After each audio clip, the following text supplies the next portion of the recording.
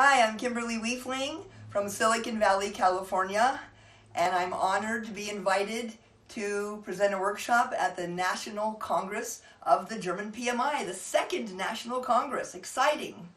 I've been working mostly with Japanese companies all over the world, traveling to places like Frankfurt to work with my Japanese clients, mostly focusing on global leadership, team effectiveness, and common sense project management processes.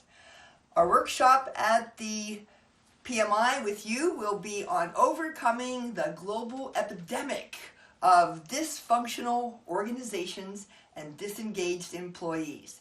Completely predictable how to make employees engaged. Unfortunately, globally, only 15% of employees are truly engaged, truly care about their work, come to work jazzed to do their best work. In Germany, it's 16%, so it's a little better than the global average.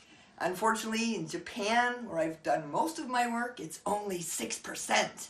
I'm looking forward to being with you, to learning from you, and to share how we can work together to overcome needless despair and misery in the workplace and increase profits, revenues, and every other positive factor for your business. See you there.